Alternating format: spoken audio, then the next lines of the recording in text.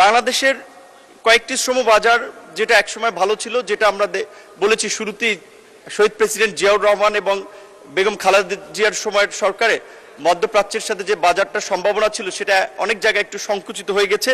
সেগুলো আবার রিওপেন করার জন্য এবং বিস্তৃতি করার জন্য সরকারের পক্ষ থেকে পরিকল্পনা করা হয়েছে।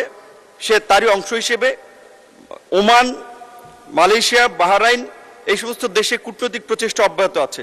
বাংলাদেশের অন্যতম প্রধান শ্রমবাজার সৌদি আরব, কুয়েত, কাতার, রোমানিয়া, সিশেলস, পর্তুগাল সহ বিভিন্ন দেশে কর্মী প্রেরণ করা হচ্ছে। বাংলাদেশ হতে কর্মী প্রেরণে 28টি দেশের মধ্যে 18টি দেশে ইতিমধ্যেই সমঝোতা স্মারক স্বাক্ষরিত হয়েছে, বাকি কয়েকটি দেশে প্রক্রিয়াধীন রয়েছে। গত মে মাসে কাতারের শ্রমমন্ত্রী বাংলাদেশ ভিজিট করেছেন। আমাদের মন্ত্রণালয়ের সাথে দ্বিপাক্ষিক বৈঠকে তারা আগ্রহ পোষণ করেছেন এখানে 5টি প্রতিষ্ঠানকে তারা সম্পৃক্ত করে এখান থেকে কর্মীদেরকে প্রশিক্ষণ দিয়ে তারা কাতারে নিয়ে যাবেন। এটা আমাদের জন্য একটা ভালো সুযোগ এবং বিশেষ করে টেকনিক্যাল সেক্টরে তারা প্রাধান্য দিয়েছেন। Electrician, plumber, AC technician, welding. দক্ষিণ কোরিয়ার আপনার 2টি কাউন্টির সাথে আমাদের নতুন 2টো এমইউ হয়েছে, যার ফলে ওখানে মৌসুমী কর্মীর যাওয়ার একটা সম্ভাবনা তৈরি হয়েছে। জাপানের সাথে memorandum of cooperation on employment skill development programme ইএসডিপি।